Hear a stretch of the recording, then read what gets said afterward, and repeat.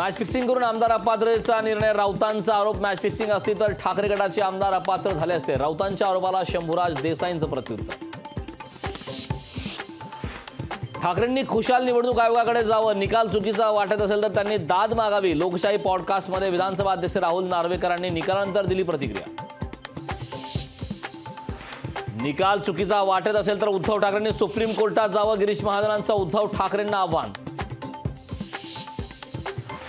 आमदार अपात्रतेचा निकाल बरोबरच लागला. पक्ष हा घटनेनुसार चालतो, कोणाच्या मर्जीनुसार नाही. आमदार योगेश कदमांचा उद्धव ठाकरेंना टोला. एकनाथ शिंदेंनी आमच्यावर बोलू नये, श्रीकांत शिंदे हा तुमचा मुलगा नाही का? घराणेशाहीवर टीका करणाऱ्या मुख्यमंत्री शिंदेंना राऊतांचा टोला.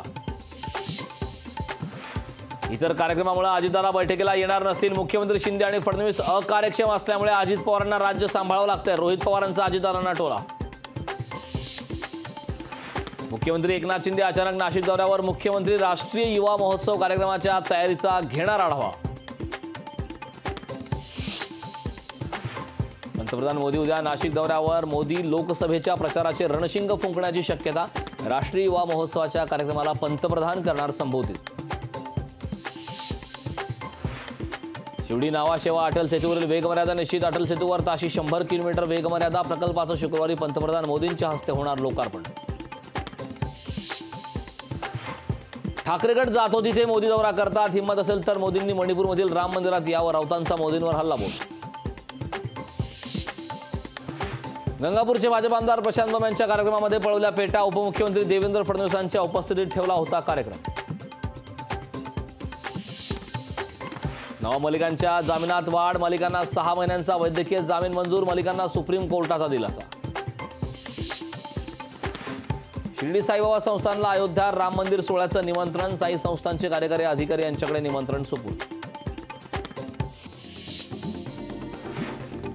लोकशाही वृत्तवाहिनीचे अचानक प्रक्षेपण बंद केल्याच्या निषेधार्थ अहमदनगरमध्ये रोष व्यक्त करण्यात आला. शहरातील पत्रकारांचं जिल्हाधिकारी कार्यालयासमोर निदर्शन.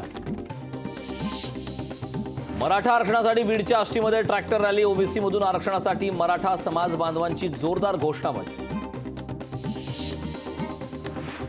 बुलढाण्यात अंगणवाडी सेविकांचं अनोखं रडा आंदोलन.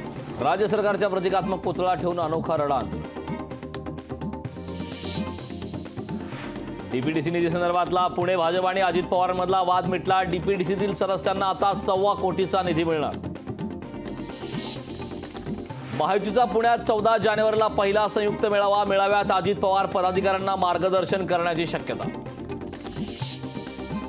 इंडिया आघाडीमध्ये बसपाला समावेश करण्यास समाजवादी पक्षाचा विरोध. बसपाला घेतल्यास समाजवादी पक्ष इंडिया आघाडीतून बाहेर पडेल. काँग्रेसला इशारा. लोकशाही मराठीला सूत्रांची माहिती. रामलल्ला प्राणप्रतिष्ठा सोहळ्याचं काँग्रेस नेत्यांनी निमंत्रण नाकारलं. राजकीय फायद्यासाठी या सोहळ्याचा इव्हेंट. काँग्रेसचा आरोप. लोकसभा निवडणुकीसाठी भाजपची जोरदार तयारी. 164 जागांसाठी उमेदवार जाहीर करण्याची शक्यता. स्वाभिमानी शेतकरी संघटना सांगली लोकसभा स्वबळावर लढवणार. महेश कराडे सांगलीतून उमेदवार असणार. स्वाभिमानीच्या बैठकीत निर्णय. शिवजयंती अयोध्येतील प्राणप्रतिष्ठेनिमित्ताने शिधापत्रिका धारकांना आनंदाचा शिधा. राज्य मंत्रिमंडळाच्या बैठकीत निर्णय. राजधानी दिल्लीला पुन्हा भूकंपाचे धक्के. दुपारी 2:40 दिल्ली हादरली. भूकंपाचा धक्का बसल्याने दिल्ली आणि शेजारील शहरांना हादरा.